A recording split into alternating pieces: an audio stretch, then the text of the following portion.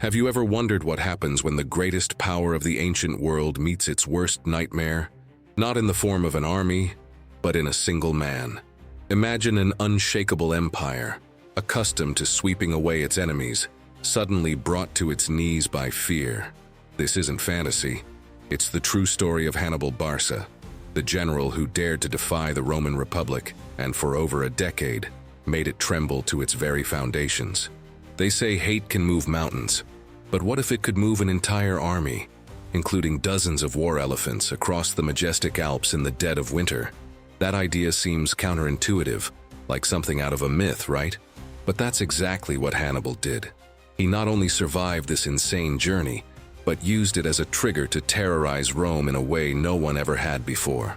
Prepare to discover how one man, driven by an ancient oath and unparalleled military genius, transformed the pain of his nation's defeat into an epic campaign that nearly toppled an empire, and how this same campaign, paradoxically, forged the Rome we know.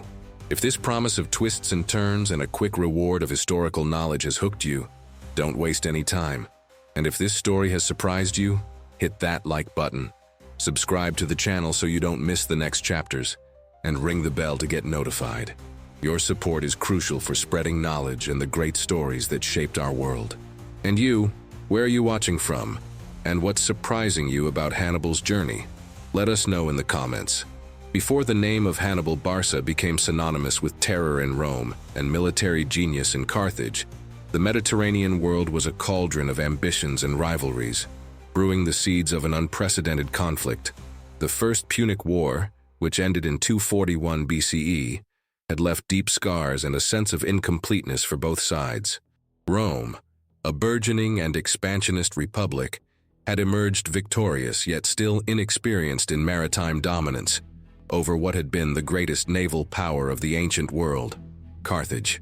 The Phoenician city-state, once queen of the seas and mistress of vast trade routes, felt the bitter taste of defeat, the loss of Sicily, and the payment of heavy indemnities. This defeat was not merely territorial or economic. It was a profound blow to the pride of an ancient civilization. Rome's power, meanwhile, was on a meteoric rise. Its republican structure, with a highly disciplined citizen army and a remarkable capacity to absorb and integrate conquered peoples, made it an unstoppable force on land. The Italian peninsula was under its control, and its eyes were already turning overseas, to the fertile islands and lucrative trade routes that Carthage had once dominated. Victory in the First Punic War had given Rome access to Sicily, Sardinia, and Corsica, securing a strategic naval and commercial base in the heart of the Mediterranean. But it also put Rome on a direct collision course with remaining Carthaginian interests. Carthage, for its part, did not resign itself to its diminished status. Its resilience was remarkable. Based in an enviable geographical location, in what is now Tunisia, it controlled a vast commercial empire that stretched along the North African coast and into the Iberian Peninsula. The gold, silver, and resources of Hispania, modern Spain and Portugal, became crucial for Carthage's economic recovery and the rebuilding of its military might. The Barcid family, led by the formidable Hannibal Barca, emerged as the main driving force behind this recovery. Imbued with a deep resentment against Rome, they sought not only to restore Carthage's former glory, but also to avenge the humiliation suffered. Tensions between the two powers were palpable.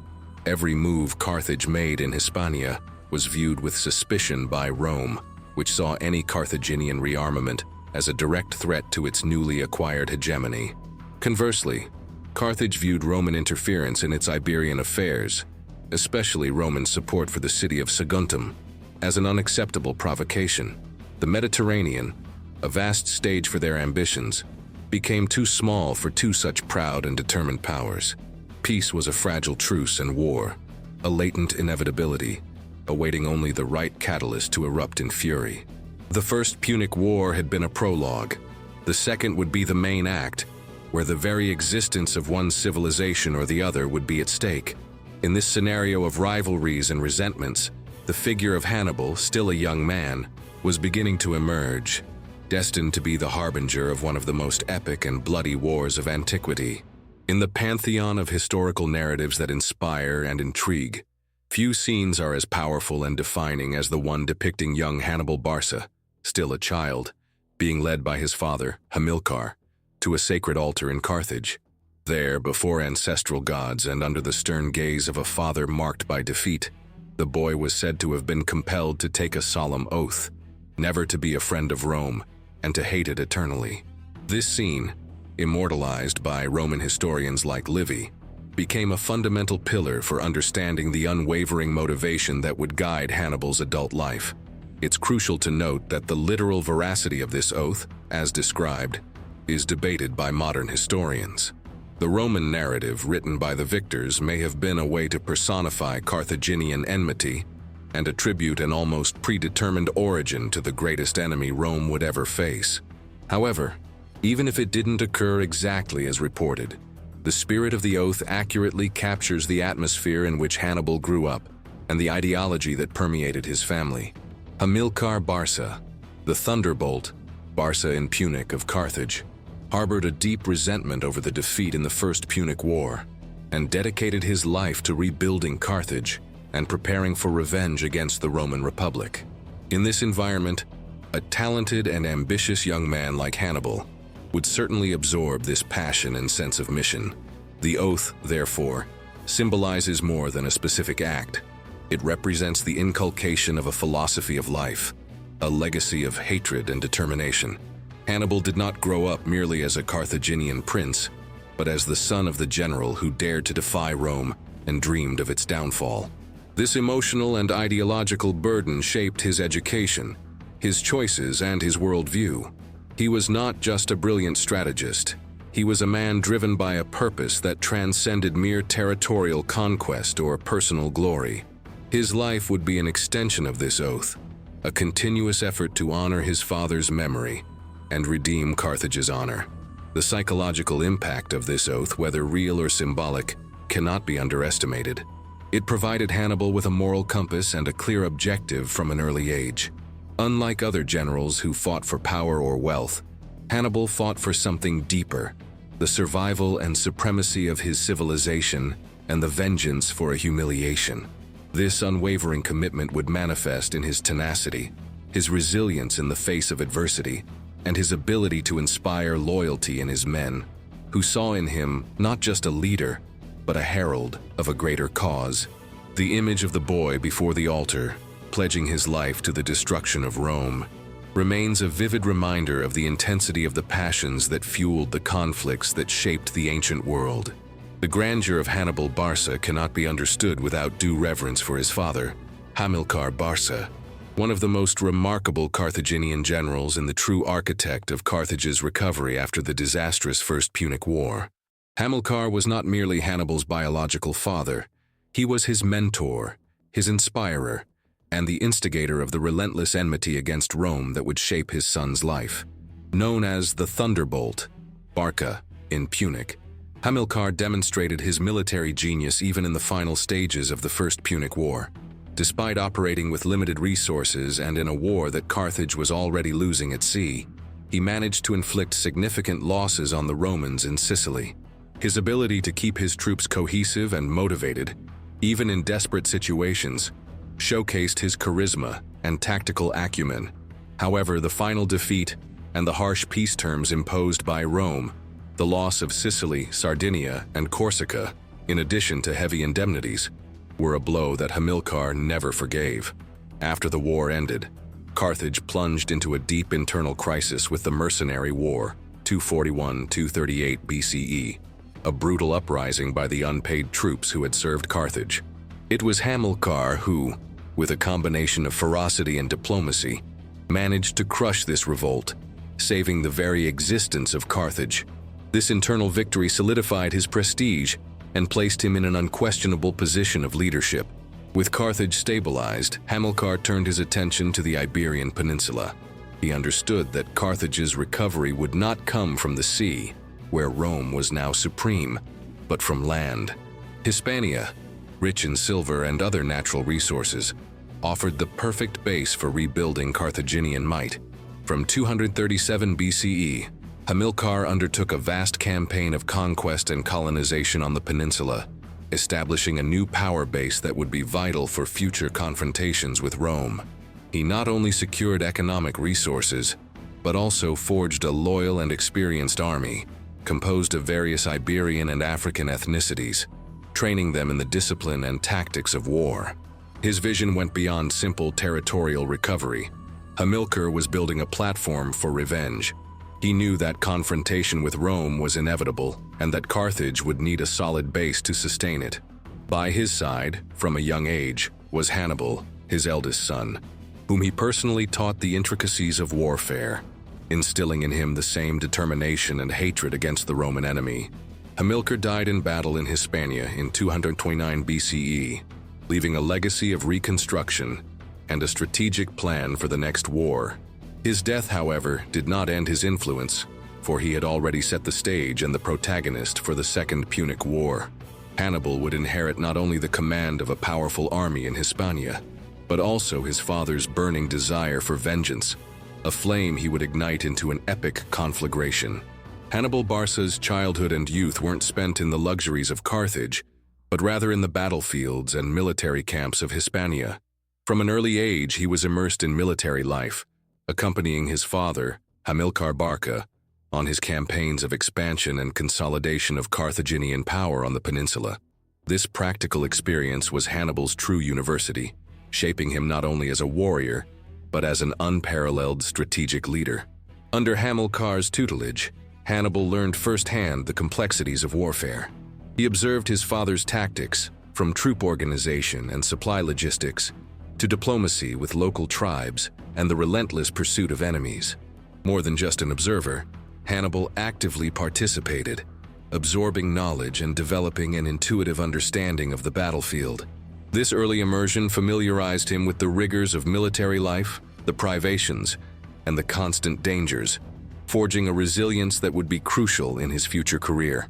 After Hamilcar's death in 229 BCE, command of the Carthaginian forces in Hispania passed to Hannibal's brother-in-law, Hasdrubal the Fair. Hasdrubal was a leader more focused on diplomacy and territorial consolidation, seeking to strengthen Carthaginian positions through treaties and alliances rather than purely military conquests.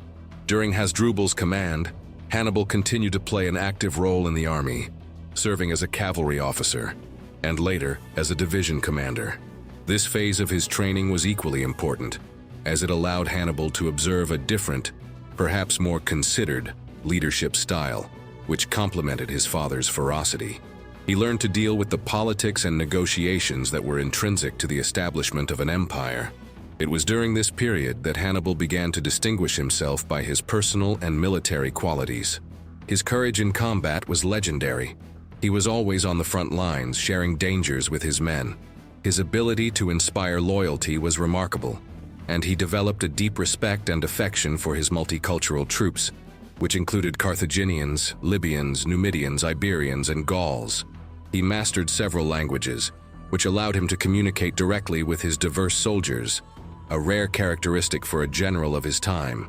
Furthermore, his strategic and tactical intelligence was already evident in small skirmishes and campaigns.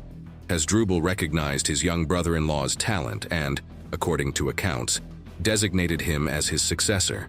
Hannibal was not just a promising young man. He was the heir to a legacy of hatred for Rome and an ambitious vision for Carthage. Hispania was his school, and the army forming there would be the instrument with which he would attempt to redefine the balance of power in the Mediterranean. His youth, forged in the fire of military life and the complexity of Iberian politics, prepared him for the monumental task that awaited him. Hispania was the land where Hannibal's destiny would be realized. In 221 BCE, an abrupt event changed the course of history and thrust Hannibal onto center stage: the death of Hasdrubal the Fair. Hasdrubal, who had governed the new Carthaginian province with skill and diplomacy, was assassinated by a Celtic slave in revenge for the execution of his master. His unexpected death created a power vacuum, but no uncertainty about who should fill it. The choice was obvious to the troops and to Carthage. Hannibal, then 26 years old, was the most prominent and charismatic figure in the Carthaginian forces in Hispania. He was not just the son of the legendary Hannibal Barca and brother-in-law of the deceased Hasdrubal. He was a proven leader, who had distinguished himself in various campaigns, demonstrating courage, intelligence, and a rare ability to inspire loyalty. Ancient accounts state that the army unanimously acclaimed him as their new commander. This was not an appointment imposed from Carthage, but an organic recognition of his innate leadership qualities by the men who would fight alongside him. Although the acclamation by the troops was a decisive factor, the final decision for Hannibal's appointment fell to the Carthaginian Senate. Despite there being a faction in Carthage that preferred peace with Rome and viewed the Barcids' ambition with suspicion, Hannibal's prestige and popularity, combined with the need for a strong leader to maintain control of valuable Hispania, outweighed these concerns. The Carthaginian Senate ratified the army's choice, granting Hannibal supreme command of the forces in the Iberian Peninsula. With this assent, Hannibal inherited not only a well-trained army and a resource-rich province, but also the foreign policy of his father and brother-in-law, expansion in Hispania, and the inevitability of a new confrontation with Rome. Upon taking command, Hannibal wasted no time. He immediately consolidated Carthaginian control in the region, launching military campaigns that subjugated independent tribes and expanded borders. His actions were swift and decisive, showing that he was a leader of action with keen strategic insight. He would not be content to merely maintain what had been conquered. He was determined to go further. Hannibal's ascent to command marked a decisive turning point. Rome, which had observed with growing concern the consolidation of Carthaginian power in Hispania, could no longer ignore the presence and ambition of the Barcids. Hannibal's appointment, with his reputation for aggression and his clear devotion to the anti-Roman cause, signaled that a new era of conflict was about to begin. The board was set, and the main Carthaginian player had taken his position, ready to move his pieces in a war that would redefine the map of the ancient world. In the complex power chessboard of the 3rd century BCE Mediterranean, Saguntum was a seemingly minor but strategically positioned piece that would become the catalyst for the greatest war the ancient world had ever witnessed. Located on the eastern coast of Hispania, south of the Ebro River, Saguntum was an Iberian city that had formed an alliance with Rome. This alliance, for the Carthaginians, was an unacceptable intrusion into their newly established sphere of influence on the peninsula. For Hannibal, it was a direct affront and an opportunity to force the inevitable confrontation. Since his ascent to command in Hispania, Hannibal had consolidated Carthaginian dominance, expanding his borders and subjugating resistant tribes. However, Saguntum represented a thorn in his side. Rome, for its part, had established a treaty with Hasdrubal the Fair, known as the Ebro Treaty, which limited Carthaginian expansion south of the Ebro River, leaving Saguntum, which was south of it, in an ambiguous position, yet under Roman protection. Hannibal, however, interpreted this protection as undue interference and a violation of his sovereignty in Hispania. He needed a pretext, or a provocation, to initiate the conflict he and his family so desired. In 219 BCE, Hannibal found his pretext. The Saguntines, feeling protected by Rome, acted hostilely against neighboring tribes allied with Carthage. Hannibal, using this as justification, marched on Saguntum and began a brutal siege. The siege of Saguntum was not a quick campaign. It lasted 8 long months. The city's inhabitants resisted with desperate ferocity, awaiting Roman relief that would never arrive in time. Rome, meanwhile, was aware of the siege, but its actions were slow and hesitant, underestimating Hannibal's determination and the gravity of the situation. Senators debated and sent embassies to Hannibal, but no relief force was dispatched. The fall of Saguntum was a shocking event for the ancient world. When the city's defenses finally crumbled, Hannibal allowed his troops to sack the city and enslave or massacre its inhabitants. The destruction of Saguntum was a deliberate act of defiance against Rome, an unequivocal declaration of war. News of the city's fall and Carthaginian brutality reverberated in Rome, dispelling any illusion of peace. Faced with the fait accompli, the Roman Senate had no alternative. An embassy was sent to Carthage demanding Hannibal's surrender and reparations for the damages. When Roman demands were refused, the Roman ambassador, according to legend, allegedly offered peace or war, holding out his toga and the Carthaginians reportedly replied, "Give us whatever you wish." The ambassador then declared war, and the Carthaginians accepted the challenge. The Second Punic War had begun, and the stage was set for the greatest military journey of antiquity, a journey Hannibal had already meticulously planned. With the declaration of war after the fall of Saguntum, the general expectation in Rome, and even in Carthage, was that Hannibal would either defend Hispania or perhaps attack Sicily again, as in the First Punic War. No one, except perhaps Hannibal himself and his most loyal generals, could have foreseen the audacity of his plan to take the war directly to the heart of the Italian peninsula, crossing the vast and dangerous Alps. This decision was a strategic masterpiece, a feat of genius that defied the military logic of the time and would shock the ancient world. The reasons behind this choice were not just audacity, but profound strategic intelligence. Rome dominated the seas since the First Punic War, which made a naval invasion of Italy extremely risky, if not impossible. Attempting a landing in Sicily or southern Italy would mean confronting Roman naval superiority in their own element. Moreover, Hannibal understood that to destabilize Rome and break its alliances in the Italian peninsula, he needed to inflict crushing defeats on Roman soil, demonstrating the Republic's vulnerability. A land invasion, even if monumentally difficult, would offer the surprise and opportunity to dismantle the Roman alliance system, which was the foundation of its power. Hannibal's plan was multifaceted.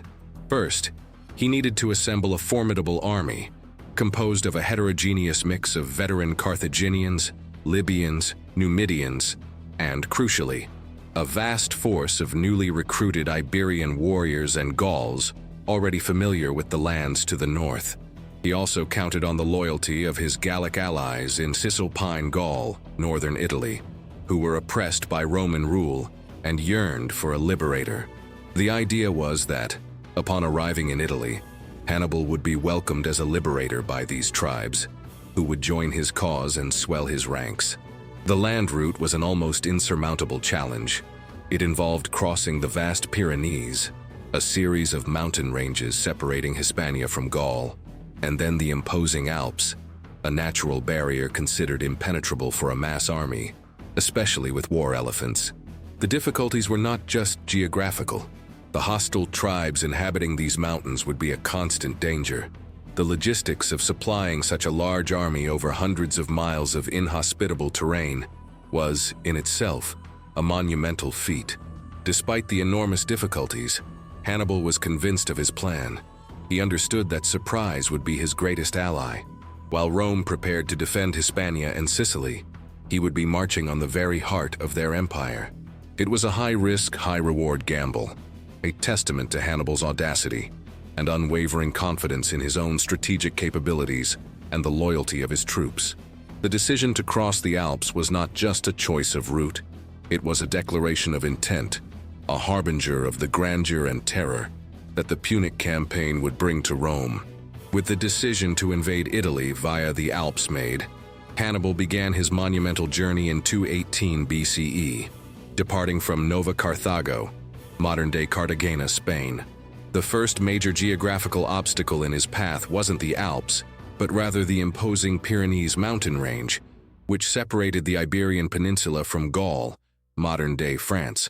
Though less daunting than the Alps, the Pyrenees presented their own significant challenges, both geographical and human. Hannibal led a colossal army, estimated at around 90,000 infantry, 12,000 cavalry, and dozens of war elephants, a heterogeneous and well-equipped force, but one that needed to be kept cohesive and disciplined. The passage through the Pyrenees wasn't merely a matter of traversing mountains. It also involved navigating through territories inhabited by various Gallic tribes. Some were neutral, others hostile to the advance of a foreign army through their lands. To overcome these challenges, Hannibal employed a combination of military force and astute diplomacy. He subdued the tribes that opposed his advance, ensuring the security of his rear and the continuity of supplies. However, his primary strategy was to avoid unnecessary confrontations, especially with the more powerful tribes. He understood that every battle fought in Hispania or the Pyrenees meant losses that could not be easily replaced, and that the main objective was Italy. To that end, he sought to make agreements, offer gifts, and, when necessary, demonstrate the strength of his army to persuade tribes to allow passage. One of Hannibal's strategic decisions before crossing the Pyrenees was to send a considerable portion of his Iberian troops back home.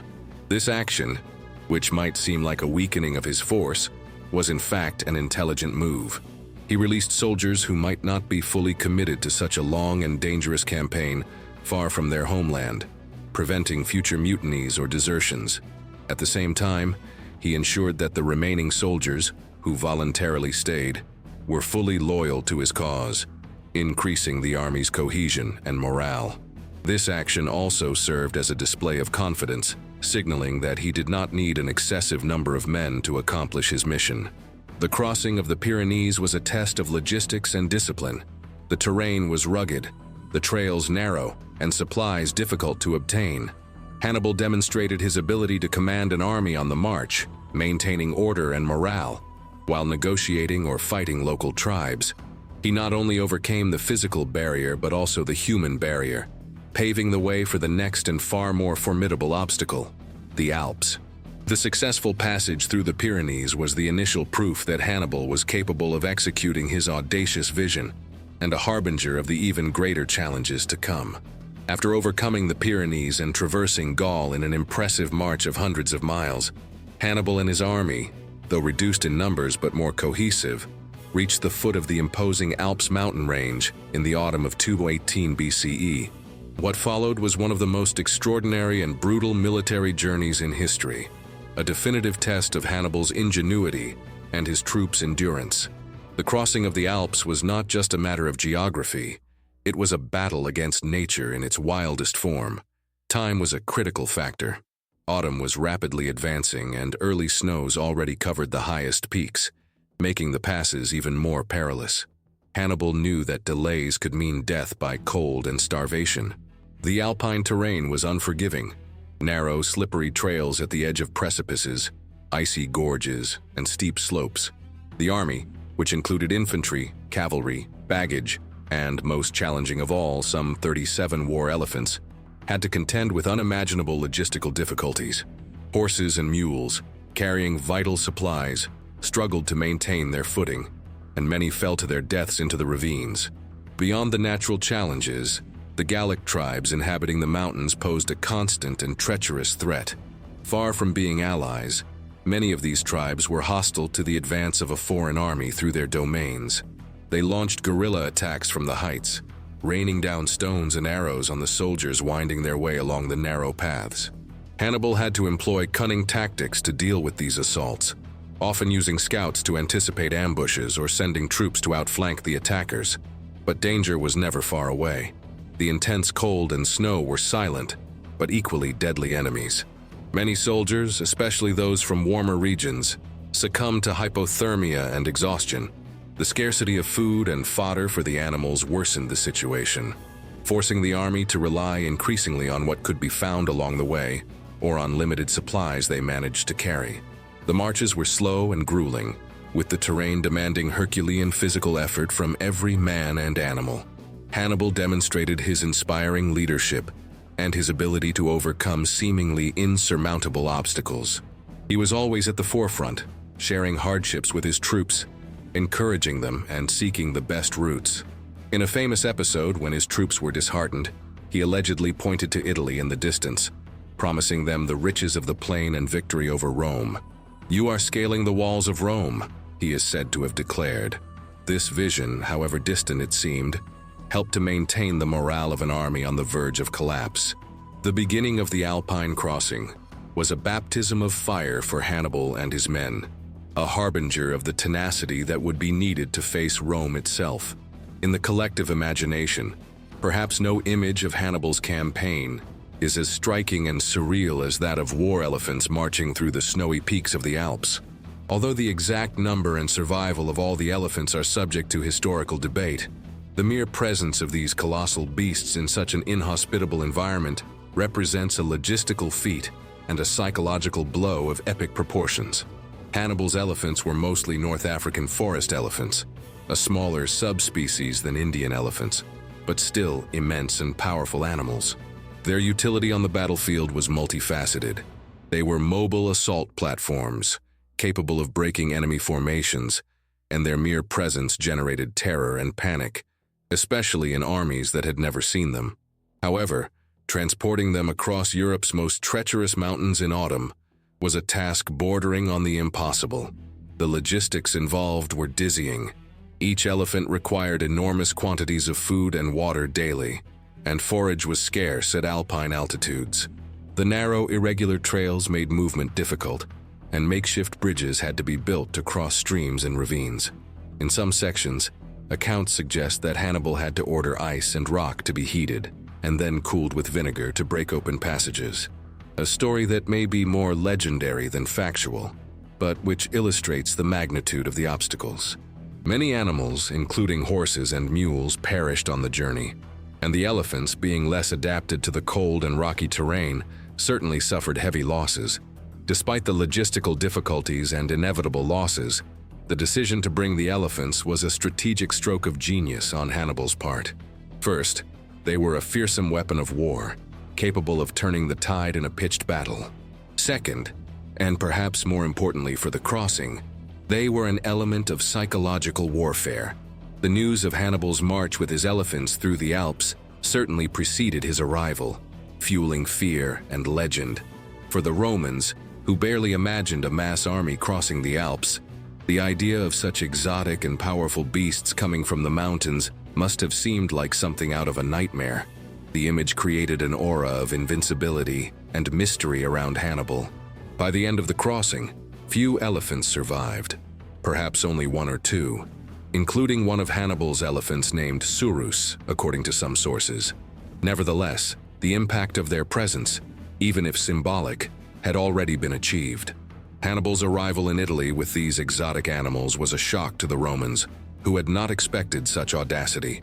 The elephants became an icon of Hannibal's campaign, a testament to his ability to defy the impossible and his relentless determination. They were the visual personification of his daring, a harbinger of the chaos he was about to unleash on the Italian peninsula. And if this story of challenge and triumph has surprised you, hit that like button, subscribe to the channel so you don't miss the next chapters, and ring the bell to get notified. Your support is crucial for spreading knowledge and the great stories that shaped our world. Where are you watching from? And what's surprising you about Hannibal's journey? Let us know in the comments.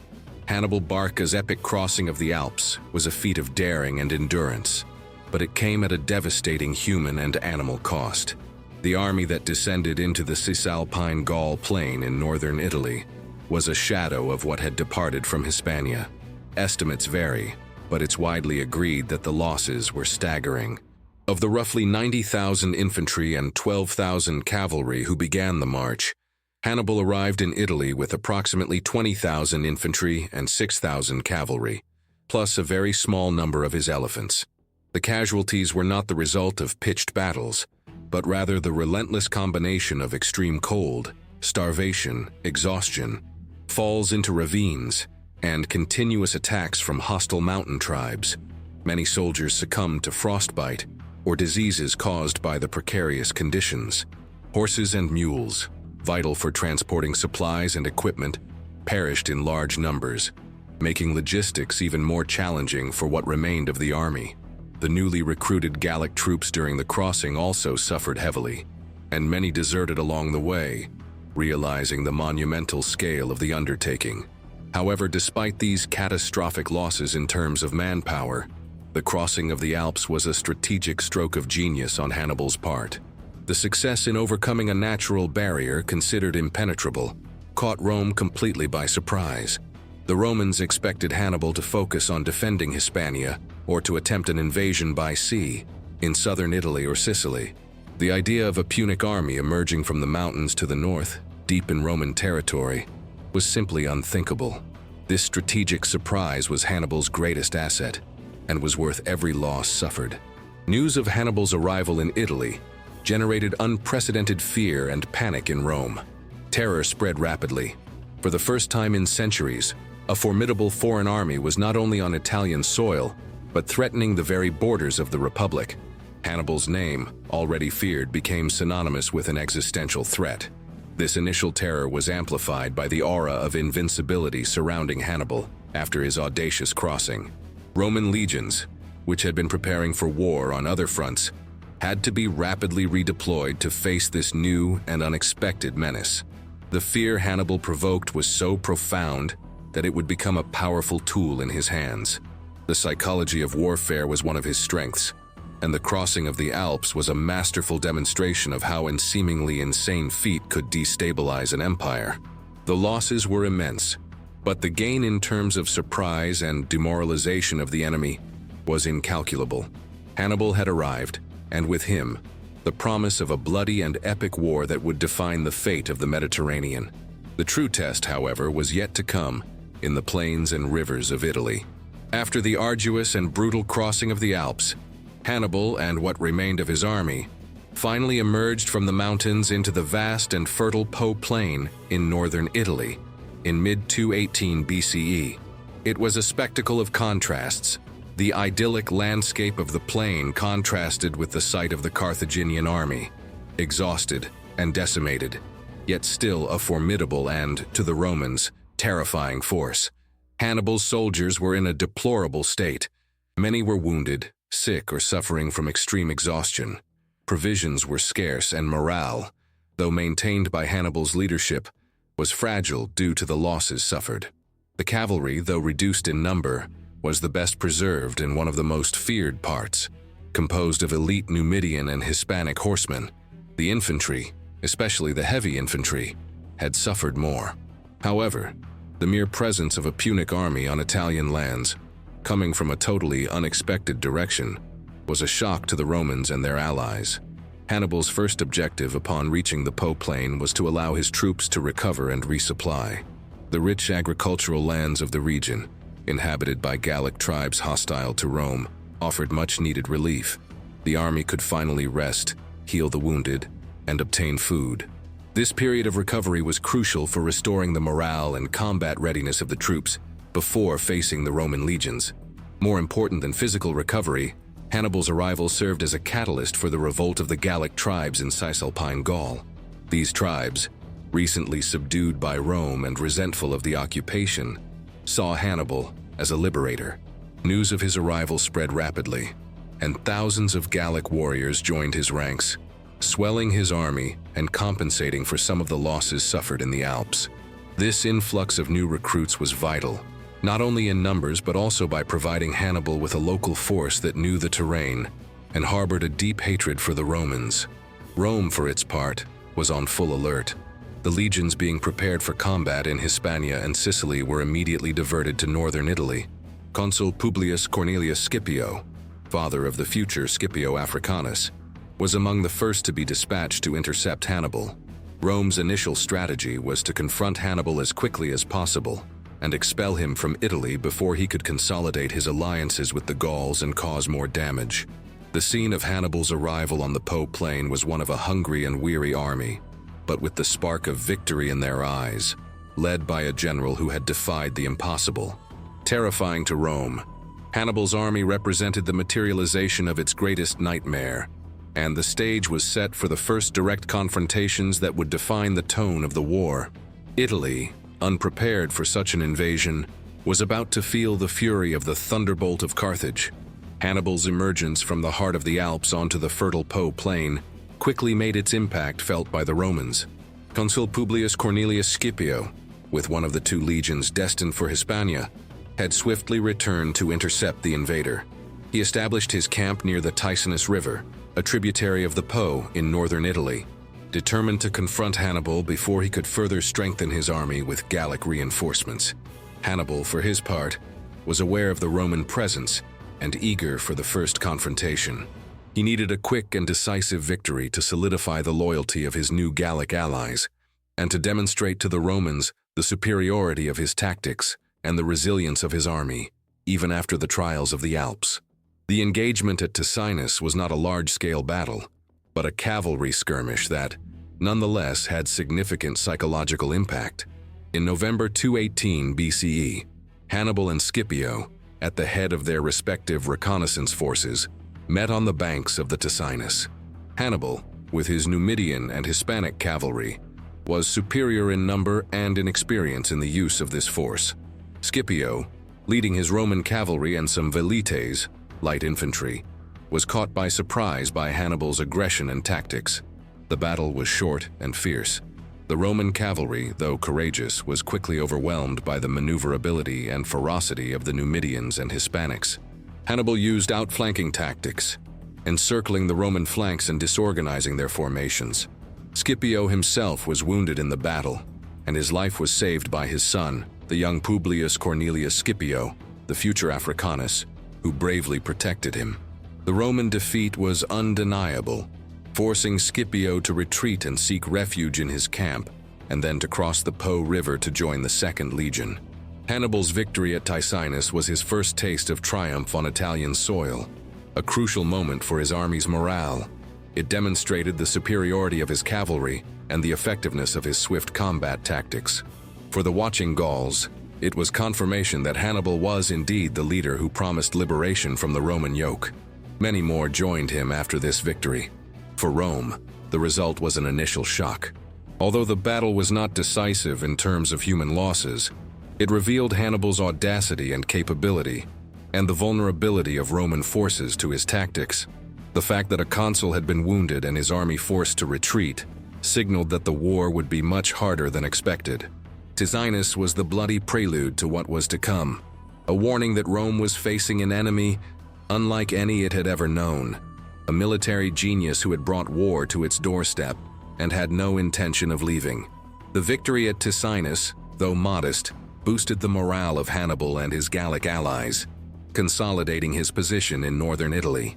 Consul Publius Cornelius Scipio, wounded, had retreated to the banks of the Trebia River, awaiting the arrival of his consular colleague, Tiberius Sempronius Longus, who was coming from Sicily with substantial reinforcements.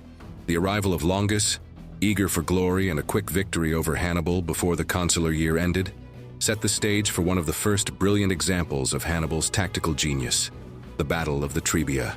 Longus, with his larger, freshly arrived army, was impatient to fight, ignoring Scipio's more prudent advice, who warned about Hannibal's cunning. Hannibal, in turn, knew Roman impetuosity well and meticulously planned a trap. He chose a strategically favorable battlefield, the banks of the Trebia River, with its icy waters, and a hidden, densely wooded stream, perfect for an ambush. On the morning of the battle, in December 218 BCE, Hannibal sent a small force of Numidian cavalry to provoke the Roman camp, skirmishing and retreating to draw Longus out. The plan worked. Sempronius Longus, confident in his numerical superiority, ordered his entire army to cross the Trebia. The Roman legions, still fasting and having to wade through the river's icy waters up to their chests, arrived on the battlefield already exhausted and with low morale due to the cold. While the main battle unfolded, with the Roman infantry advancing in the center, Hannibal executed his master maneuver. He had hidden a force of about 2,000 men, led by his brother Mago, in the bed of the hidden stream the night before. At the crucial moment, when the Roman legions were engaged in frontal combat, Mago and his men emerged from the ambush, attacking the Roman rear and flanks. The flank and rear attack completely disorganized the Roman formations, turning a difficult battle into a massacre. At the same time, Hannibal's cavalry, composed of Numidians and Gauls, dominated the flanks, preventing any Roman attempt to maneuver. The Carthaginian infantry in the center, although outnumbered, fought with determination, pressing the Romans from the front. The result was an overwhelming victory for Hannibal. The Roman legions were annihilated, with tens of thousands killed, wounded, or captured. Only a portion of the Roman army, led by Sempronius Longus, managed to break through Hannibal's line and escape. The Battle of the Trebia was a brutal demonstration of Hannibal's ability to use terrain, enemy psychology, and surprise to achieve a decisive victory. It solidified his reputation as a top-tier strategist and sent even greater waves of panic throughout Rome. For the Gauls, it was final proof that Hannibal was, in fact, the liberator they had awaited. After the resounding victories at Ticinus and Trebia, Hannibal and his army wintered in northern Italy, consolidating their alliances with the Gallic tribes and replenishing their forces. The spring of 217 BCE marked the beginning of a new phase of his campaign, and Hannibal, seeking to surprise Rome once again, chose an unexpected path to advance into the heart of the Italian peninsula. Instead of using the more well-known and less challenging routes, he opted to cross the Apennine mountain range, and then the treacherous and unhealthy Arretium swamp, today the Fucecchio region in Tuscany. This choice, like many of his decisions, demonstrated Hannibal's audacity and willingness to take calculated risks to gain a strategic advantage. The goal was to bypass the Roman legion's position to defend the more obvious routes and, in doing so, disorganize his enemy's plans. The crossing of the Apennines in early spring was difficult, but the real trials began when the army entered the swamp. The Arretium swamp was a vast expanse of wet and treacherous terrain where muddy water reached knee or waist height, depending on the season. The ground was unstable, the stagnant waters were prone to disease, and the march became a logistical and physical nightmare. Soldiers and animals, already exhausted from previous campaigns, were forced to wade for days in unsanitary conditions, without adequate rest or dry food. Many men succumbed to diseases, and countless animals, especially horses, became mired in the mud and died. The foul-smelling gases and the difficulty of finding dry ground to rest made the journey unbearable. It was during this agonizing passage that Hannibal suffered a severe eye infection. According to accounts, the swamp was infested with mosquitoes and other insects, and the unsanitary conditions caused an infection in one of his eyes. Without access to adequate medical treatment, and amidst the rigors of the march, the infection worsened, and Hannibal ultimately lost sight in one eye. This loss did not prevent him from continuing to lead his army, but it is a testament to the brutality of the campaign and the physical sacrifices he himself endured alongside his men. Despite the adversities and personal loss, Hannibal managed to guide his army out of the swamp, emerging in Etruria, in the heart of Italy. The cost was high, but the strategic reward was immense. He had once again surprised the Romans, who did not expect his advance by such a challenging route. The idea that an army could cross such terrain, especially with cavalry and the few elephants that remained, seemed unthinkable. Hannibal's arrival in Etruria, one-eyed but with his unwavering determination, set the stage for the next and even more devastating victory over Rome. His audacious route had caught the Roman consuls, Flaminius and Servilius, completely unprepared. Hannibal's audacity in crossing the Arretium swamps and emerging in Etruria left Consul Gaius Flaminius in a desperate situation. Flaminius, an impetuous man confident in his own abilities, was determined to intercept Hannibal and protect Rome, which was terrified by the enemy's proximity. However, Hannibal, with his keen understanding of the terrain and his opponent's psychology, prepared an even more ingenious and deadly trap: the Battle of Lake Trasimene. Hannibal understood Flaminius's impatience. He knew the consul would not tolerate the devastation of his province and would pursue him without hesitation. Thus, Hannibal marched southeast, along the shores of Lake Trasimene in Umbria. He chose a perfect location for the ambush, a narrow passage between densely wooded hills and the lake's edge. It was a natural choke point, where the Roman army would be forced to march in a long, narrow column. On the night before the battle, in June 217 BCE, Hannibal positioned his troops with mastery. The Carthaginian and Gallic light infantry and cavalry were hidden in the hills flanking the passage. The Punic heavy infantry was positioned at the front, blocking the exit of the pass, and his famous Numidian cavalry at the rear to close the trap. Nature, the next day, would cooperate with Hannibal's plan. On the morning of June 21st, 217 BCE, a thick morning mist covered the lake and the adjacent valley, drastically reducing visibility.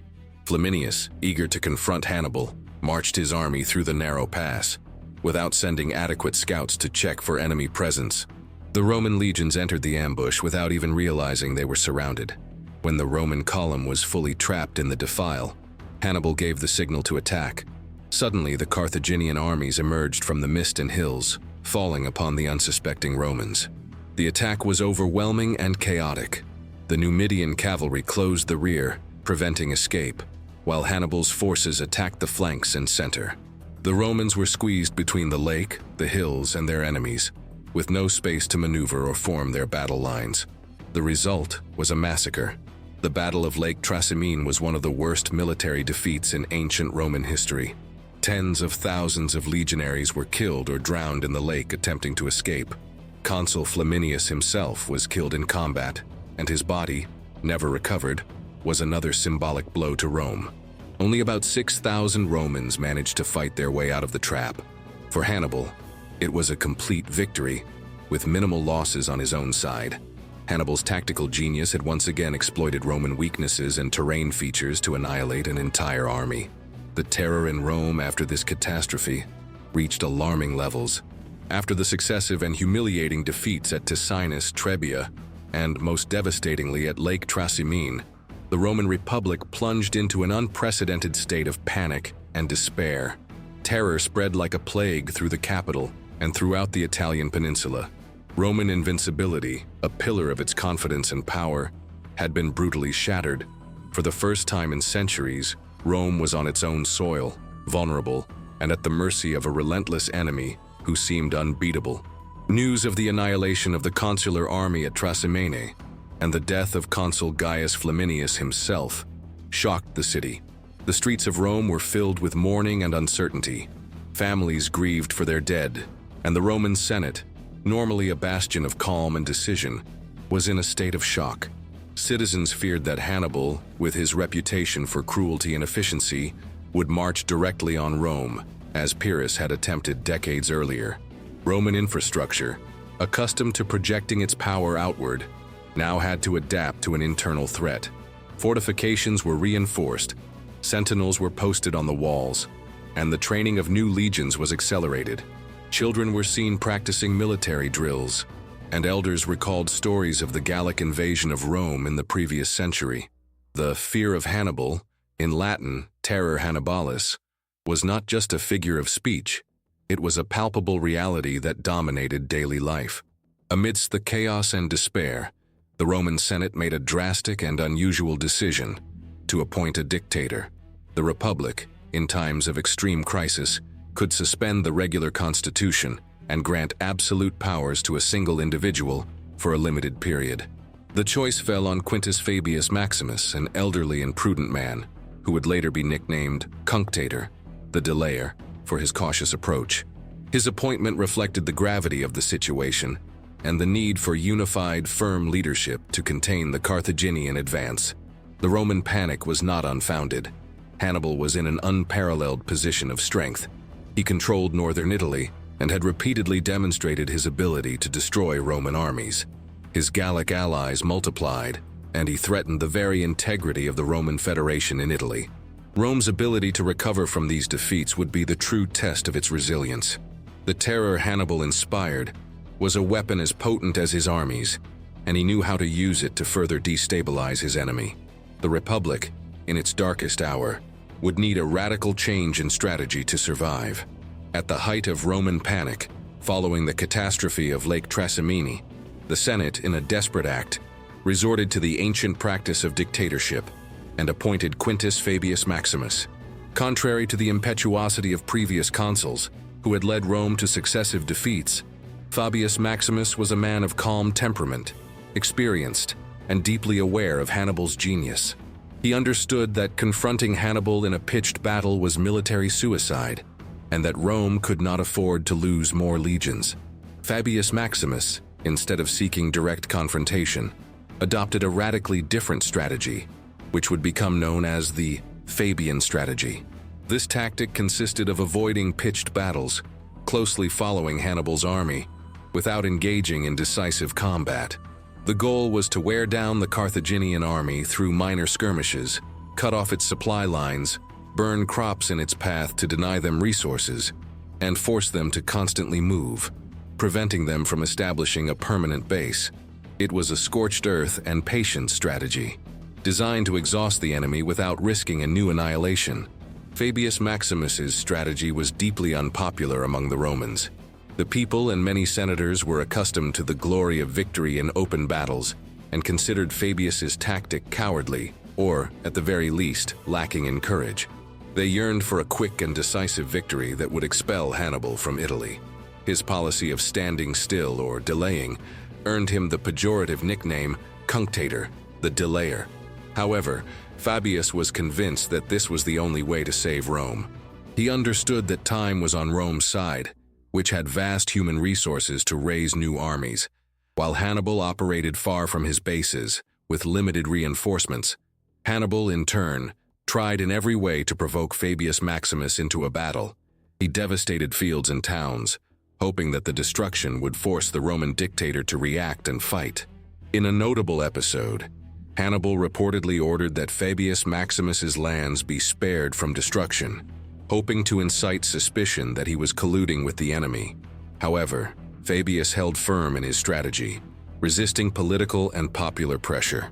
Although the Fabian strategy did not result in major Roman victories, it was crucial for the Republic's survival.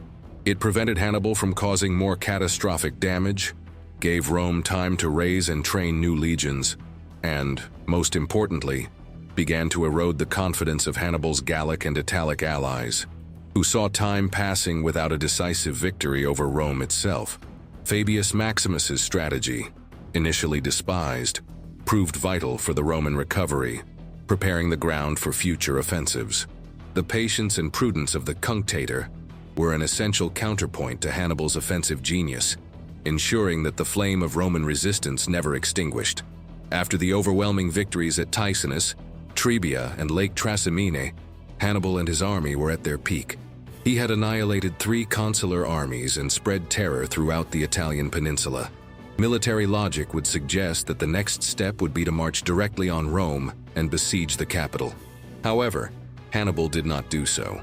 One of the main reasons for this decision was the emergence of the Fabian strategy, which represented an enigma and a source of growing frustration for the Carthaginian genius. Hannibal was a master of pitched battles, always seeking decisive confrontations where he could employ his tactics of encirclement and annihilation. Quintus Fabius Maximus's strategy of avoiding direct combat, of following the Carthaginian army closely, but without engaging in a major battle, was something Hannibal had never faced. It was the antithesis of his own style of warfare, and, for him, it represented an exasperating tactic. The Fabian tactic relied on denying supplies to the enemy. Where Hannibal passed, Fabius Maximus implemented a scorched earth policy, burning crops and destroying granaries so that the Carthaginian army could not easily resupply. Hannibal, operating far from his bases in Hispania and Carthage, depended largely on what he could obtain in enemy territory. This chronic scarcity of supplies, combined with the impossibility of securing a decisive confrontation that could end the war quickly, began to wear down his army. Roman inaction, however frustrating to Hannibal, was strategically effective. Hannibal tried everything to force Fabius to fight.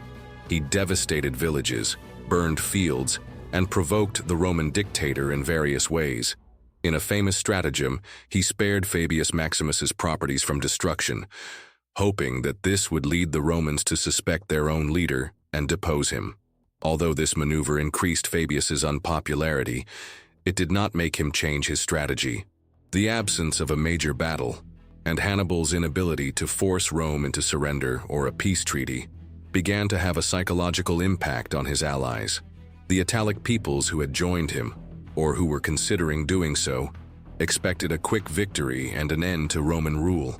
The delay and constant movement, without a conclusive result, undermined their faith in Hannibal as the definitive liberator. The Fabian strategy, though not spectacular, was slowly eroding the foundations of Carthaginian support in Italy. Hannibal understood that he could not besiege Rome without a secure supply base and without first destroying Rome's ability to raise new armies in the open field. Fabius Maximus's inaction prevented him from achieving these objectives, transforming the war into a slow and painful attrition. Hannibal's frustration with this tactic was evident. He was an offensive genius, and Rome's passive defense was forcing him into a war that was not to his preference.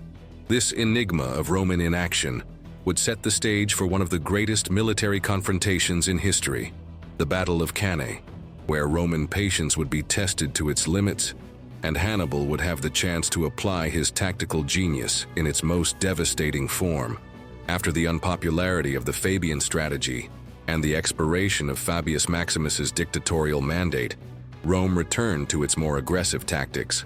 For the year 216 BCE, two new consuls were elected, Lucius Aemilius Paulus and Gaius Terentius Varro, who, under pressure from the Senate and the people, assembled the largest army Rome had ever fielded up to that point, estimated at around 86,000 men. The objective was clear: to crush Hannibal in a single decisive pitched battle. The stage for this epic confrontation would be Cannae in Apulia, and there Hannibal would demonstrate the pinnacle of his tactical genius, transforming the engagement into the masterpiece of annihilation. Hannibal, with a significantly smaller army, about 50,000 men, knew he couldn't defeat the Romans through brute force. His genius lay in deceiving and outmaneuvering them tactically. He carefully chose the battlefield, an open plain near the Aufidus River, which would allow full use of his superior cavalry. Varro, the more impetuous consul, yearned for combat and was easily drawn into Hannibal's trap. Hannibal's innovation at Cannae was his battle formation. While the Romans adopted the traditional dense formation, Hannibal reversed the concept.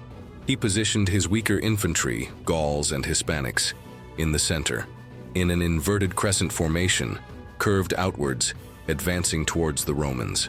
On the flanks, he positioned his veteran African infantry, Carthaginians and Libyans, more disciplined and resilient, and, on the extremities, his superior Numidian and Hispanic cavalry. When the Romans advanced and collided with Hannibal's center, the Gallic and Hispanic infantry slowly retreated, drawing the Roman legions into the center of the formation. The Romans, impetuous, pushed forward, believing they were breaking the enemy lines. However, as they advanced, the Roman lines became denser and more disorganized. At the crucial moment, Hannibal gave the order. The African infantry on the flanks, which was intact and well-positioned, wheeled inward, attacking the flanks of the now clustered Roman army.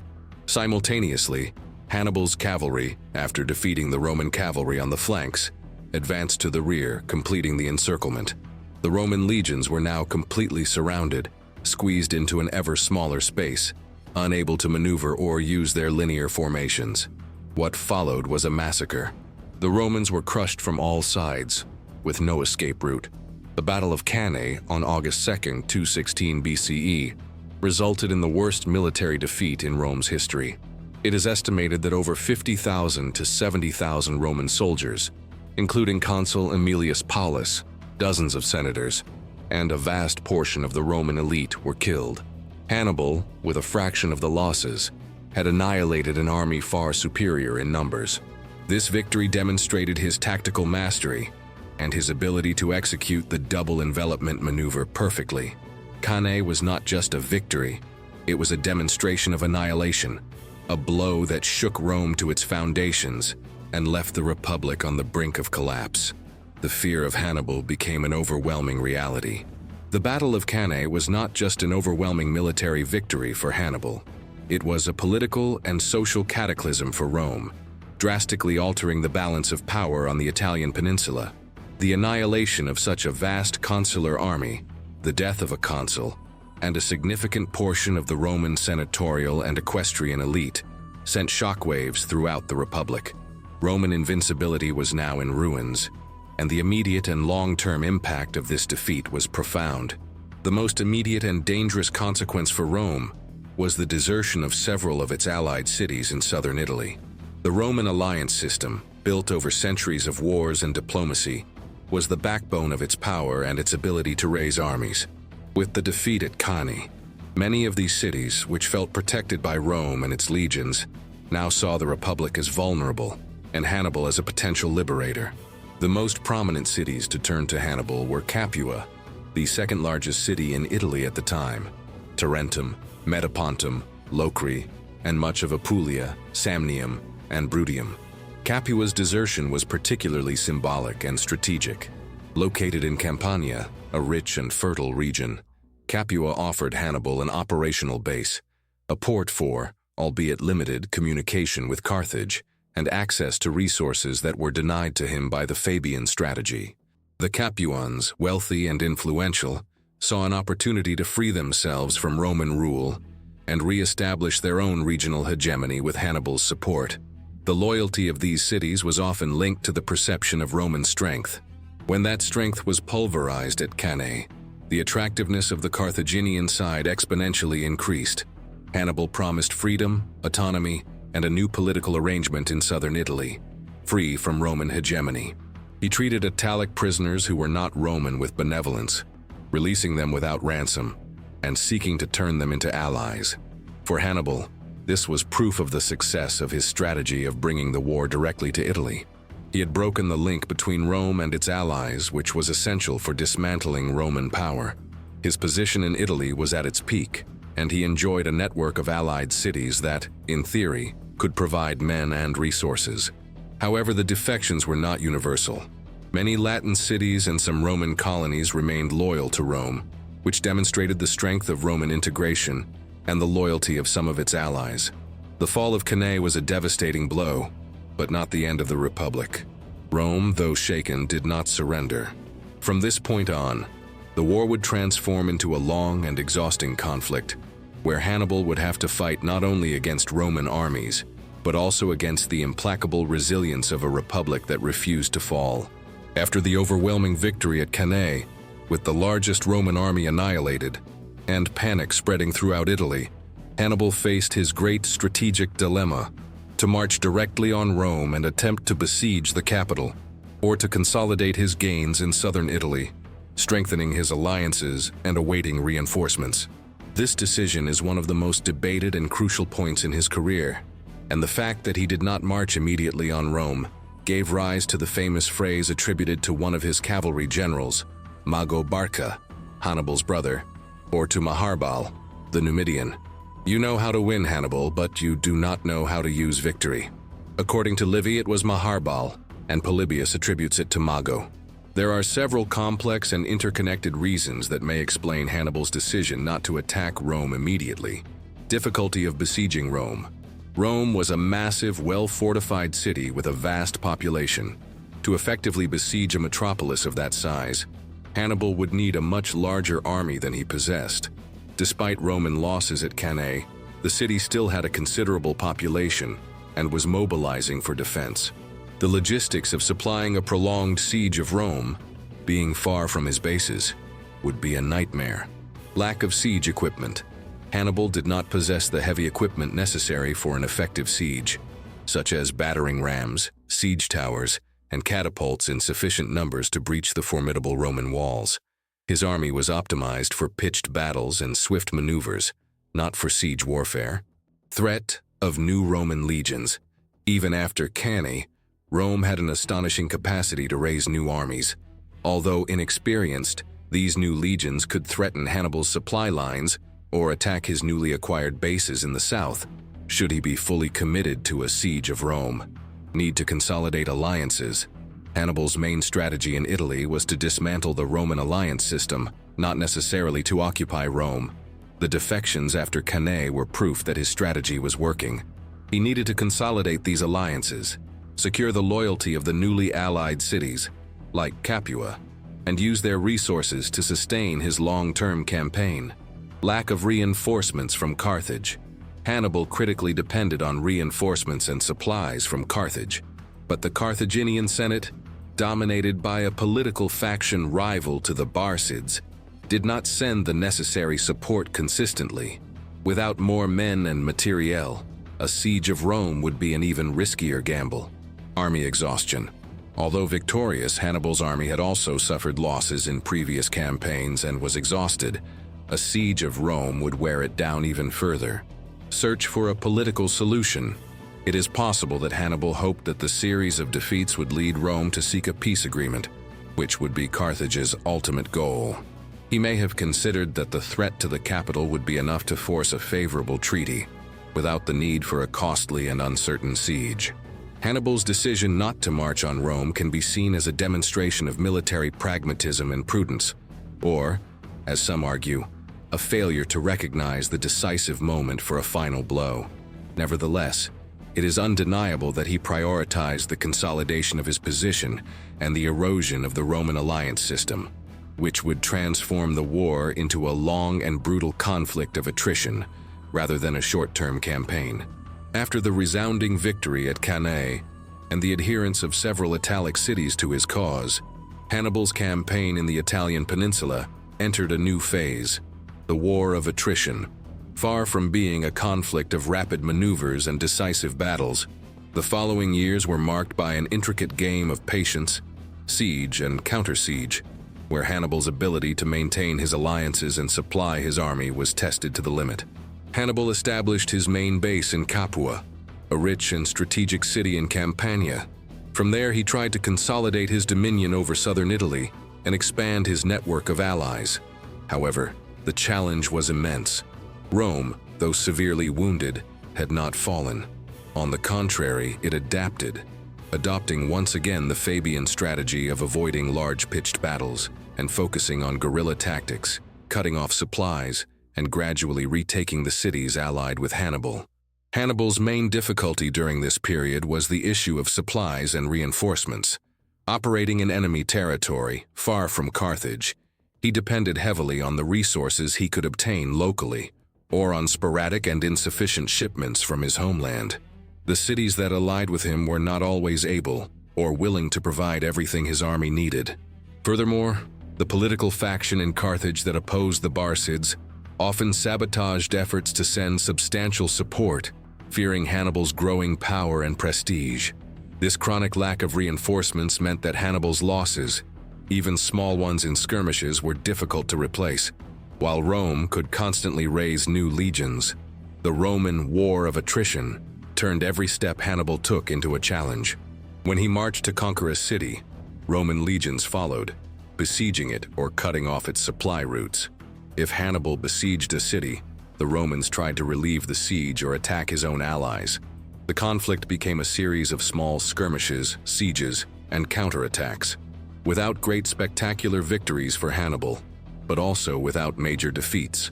The Italic cities that had allied with Hannibal began to feel the weight of the war.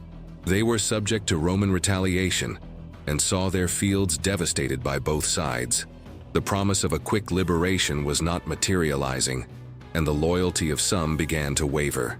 Hannibal needed to maintain discipline within his heterogeneous army and the motivation of his allies amidst the fatigue of prolonged warfare. This period of the war, though less cinematic than the great battles, was crucial. It demonstrated Roman resilience and their ability to adapt, transforming Hannibal's offensive war into a stalemate. Hannibal, despite his tactical genius, could not force Rome to surrender, and the war, now a matter of endurance and logistics, began to subtly tip in favor of Rome's inexhaustible might. The fight to hold Capua would become one of the most emblematic moments of this attrition phase. Capua's defection to Hannibal after the Battle of Cannae was one of the Carthaginian general's greatest assets in Italy. Capua, the second largest and wealthiest city on the peninsula, offered Hannibal not only a strategic base in Campania, but also access to resources and a port for, albeit limited, communication with Carthage. However, the luxury and relative indolence of life in Capua are sometimes pointed to as a factor that may have softened Hannibal's troops, an idea that is more legend than historical fact, but one that became a cliché. The truth is that the struggle for Capua would become one of the most important symbolic turning points of the War of Attrition. Rome could not tolerate Capua's defection. The city was a symbol of the Roman alliance system, and its loss represented a direct affront to the Republic's hegemony. Thus, the recapture of Capua became a top priority for the Romans. From 212 BCE, two Roman consular armies, commanded by Quintus Fulvius Flaccus and Appius Claudius Pulcher, began a relentless siege of the city. The siege of Capua was long and brutal. The Romans built a double line of fortifications around the city, an inner one to protect their forces from Capuan attacks, and an outer one to defend against possible relief from Hannibal. Hannibal, aware of Capua's strategic and symbolic importance, made several attempts to break the siege. He launched fierce attacks against the Roman lines, seeking to alleviate the pressure on his Capuan allies. However, the Roman fortifications were formidable, and the legionaries' determination to maintain the siege was unwavering. In one of the most audacious moments of the war, and perhaps of his career, Hannibal attempted a stratagem to divert the Roman legions from Capua. In 211 BCE, he marched directly on Rome, appearing before its walls with a relatively small force. The idea was to create such panic in the capital that the consuls would be forced to lift the siege of Capua to defend the Eternal City. The maneuver, known as the March on Rome, or Hannibal ad Portas, Hannibal at the gates, indeed caused great alarm in Rome. The walls were manned, and the population prepared for the attack. However, the consuls besieging Capua, aware of Hannibal's strategy and the strength of Rome's defenses, did not fall for the trap. They sent a small force to reinforce the capital, but kept the majority of their troops at the siege of Capua. Hannibal, realizing his maneuver had not achieved the desired effect, did not have the strength to besiege Rome, and after a few days, withdrew. Hannibal's failure to break the siege of Capua and his inability to relieve his allies were a devastating morale blow. In 211 BCE, Capua finally fell into Roman hands. Roman retaliation was brutal. The Capuan senators were executed. The city was severely punished and lost its autonomy, becoming a symbol of Roman fury against defection. The fall of Capua marked a turning point in the war. It demonstrated that Rome, despite its initial defeats, had learned how to fight Hannibal, and that, with its resilience and vast resources, it could gradually regain control of Italy.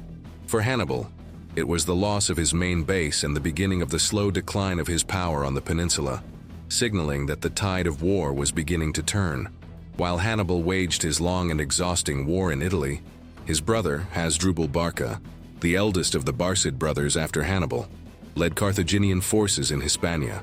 For years, Hasdrubal had faced Roman armies led by the Scipio brothers, Publius Cornelius Scipio and Gnaeus Cornelius Scipio Calvus, in a series of complex and often indecisive campaigns.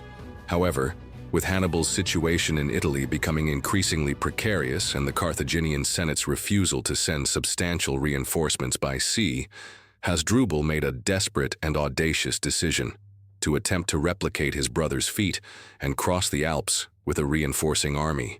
Hannibal's need for reinforcements was critical. His army in Italy was slowly dwindling due to battle losses, disease, and desertions, and the few mercenaries who managed to arrive were insufficient to compensate.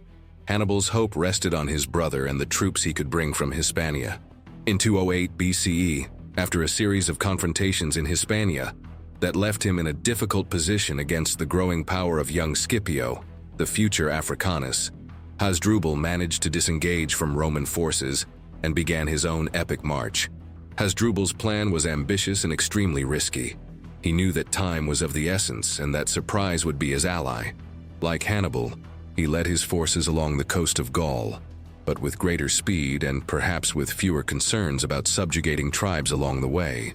His crossing of the Pyrenees was less contested, and he prepared for the greater challenge, the Alps. Hasdrubal's crossing of the Alps in 207 BCE was, in some respects, more successful than his brother's. He managed to cross the mountains in a shorter time, perhaps benefiting from knowledge of the routes opened by Hannibal, and possibly from less adverse weather conditions. However, he still faced immense difficulties and considerable losses of men and animals. The main difference was that Hasdrubal managed to bring a larger number of elephants with him, indicating that the crossing, though tough, was not as devastating as Hannibal's years earlier. Upon emerging onto the Po plain, Hasdrubal quickly recruited new Gallic troops and marched south, seeking to rendezvous with Hannibal. He sent messengers to his brother, detailing his plans for a junction in central Italy. However, fate intervened cruelly for the Barcids. Hasdrubal's messengers were intercepted by the Romans, and the message, detailing Hasdrubal's route and intentions, fell into the hands of the Roman consuls, Marcus Livius Salinator and Gaius Claudius Nero. This interception would change the course of the war and seal Hasdrubal's fate, setting the stage for one of the most decisive confrontations of the entire Second Punic War. Hannibal's hope for reinforcements was on its way, but the Romans now knew his plan and were ready to act. The interception of Hasdrubal's message by the Romans was an invaluable stroke of luck for the Republic and a calamity for Hannibal. Armed with crucial information about Hannibal's brother's location and intentions, consuls Marcus Livius Salinator and Gaius Claudius Nero acted with an audacity and coordination that would surprise Hannibal.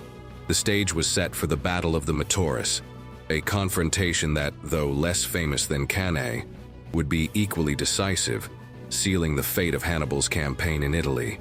In 207 BCE, Hasdrubal, having crossed the Alps, was marching south in Italy to rendezvous with his brother. Gaius Claudius Nero, who was monitoring Hannibal in the south, made a bold and brilliant decision. Leaving a portion of his forces to keep Hannibal in check and deceive him, he secretly marched with an elite force of 7,000 men north, in a race against time, to join Livius Salinator, who was already confronting Hasdrubal on the banks of the Metaurus River. This swift and stealthy maneuver was a masterpiece of logistics and secrecy. Hasdrubal, encamped near the Metaurus River, noticed the arrival of Roman reinforcements by the extra tents in the enemy camp and by audible signals, such as repeated trumpet calls. He realized he was about to face a much larger army than he expected, and, in a prudent decision, attempted to retreat to avoid battle. However, local guides betrayed him, leading him along a path that exposed him further. By morning, Hasdrubal found himself cornered between the Metaurus River and the Roman army, with little chance to maneuver. The ensuing battle at Metaurus was fierce. Hasdrubal, though outnumbered, fought bravely and skillfully, employing tactics reminiscent of his brothers. However, Nero's genius manifested on the battlefield.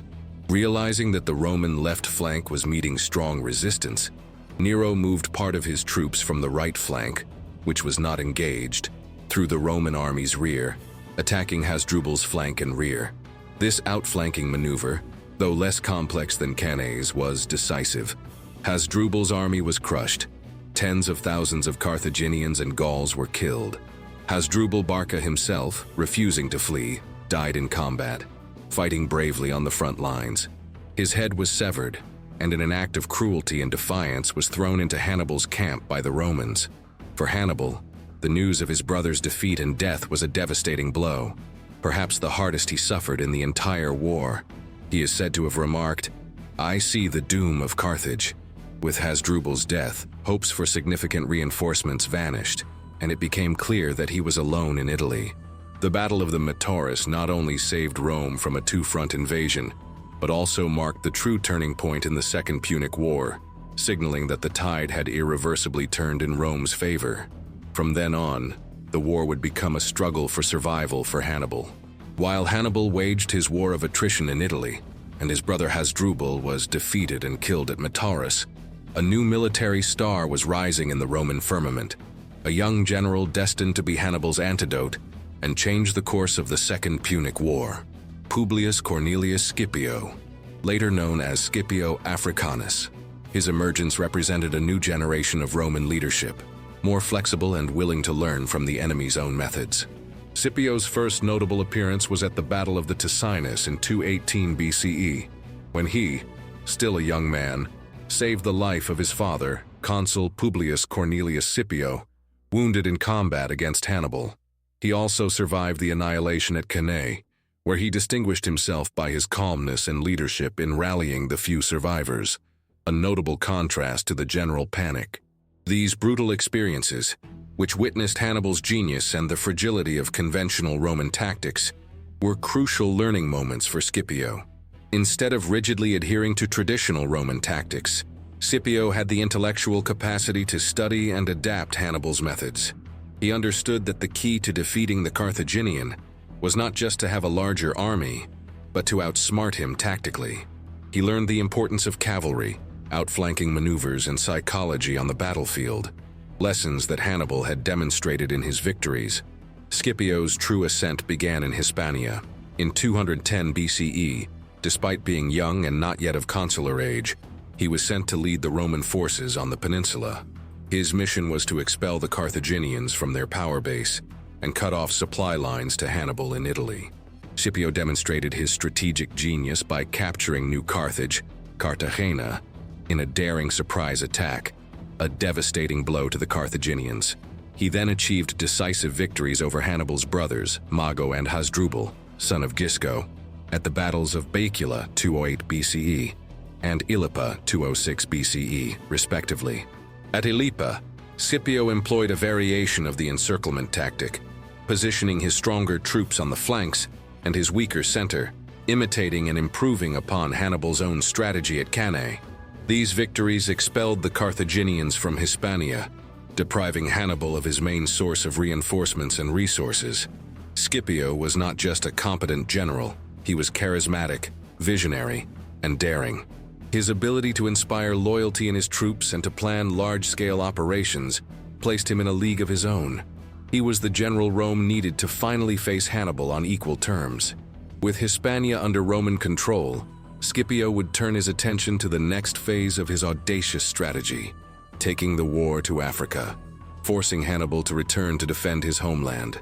With his spectacular victories in Hispania, culminating in the definitive expulsion of the Carthaginians from the peninsula, Scipio Africanus turned to Rome with an audacious proposal: to take the war directly to Carthaginian territory in Africa. This strategy, though risky, was the only way to force Hannibal to abandon the Italian peninsula, where he remained invincible in pitched battles, and finally end the Second Punic War. The idea of invading Africa was initially met with skepticism in the Roman Senate. Many senators, still traumatized by Hannibal's defeats in Italy and by the memory of disastrous Roman expeditions in Africa during the First Punic War, were reluctant to divert resources from Rome.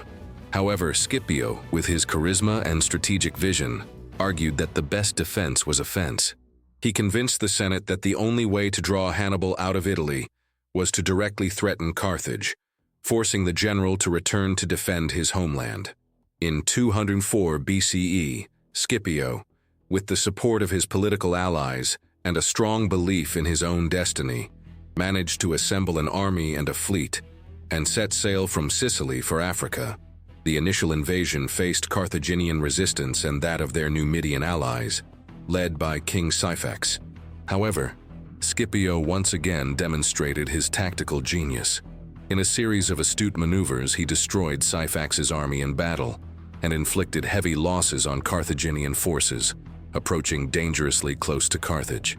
Scipio's victories in Africa created widespread panic in Carthage.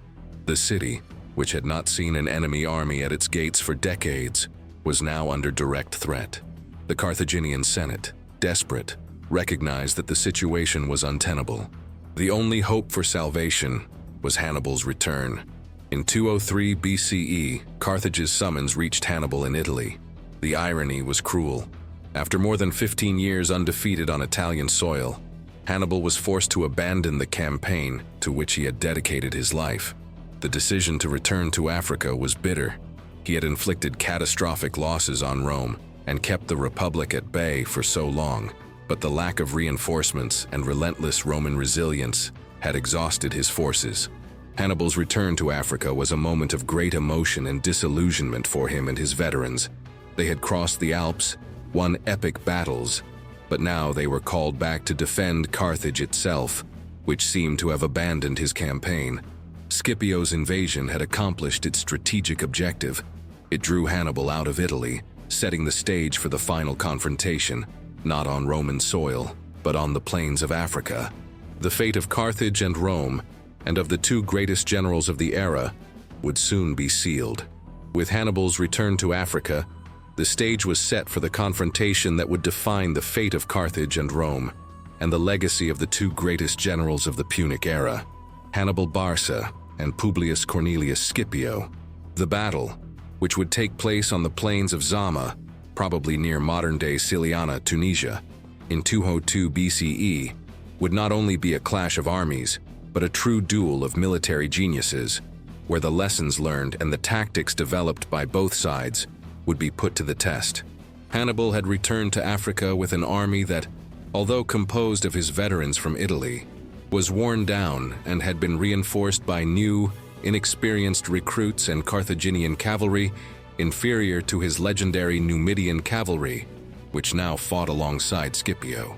Scipio, in turn, commanded a rejuvenated and experienced Roman army, with the crucial addition of Numidian cavalry under the command of Massinissa, who had defected from the Carthaginian side.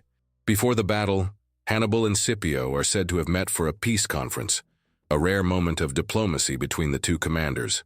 According to the historian Livy, Hannibal reportedly offered peace terms, but Scipio rejected them, insisting on Carthage's unconditional surrender. The failure of negotiations made confrontation inevitable. On the battlefield, Hannibal attempted a daring stratagem. He positioned his war elephants in front of his army, hoping they would break the Roman lines as they had done at Trebia. Behind the elephants, he arranged his infantry in 3 lines, with the veterans from Italy in the rear, the most reliable. Scipio, however, had studied Hannibal's tactics and prepared an ingenious countermeasure for the elephants. Instead of a dense, continuous formation, he organized his legions into columns, with corridors between them, filled with velites, light infantry. When the elephants advanced, the velites moved to the sides, directing the elephants into the corridors and exposing them to flank attacks. Many elephants were killed or dispersed before they could cause significant damage, and some even turned against the Carthaginian lines themselves. The Battle of Zama unfolded in several phases.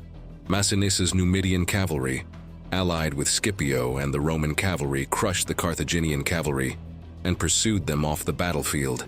Meanwhile, the main infantry engaged in combat.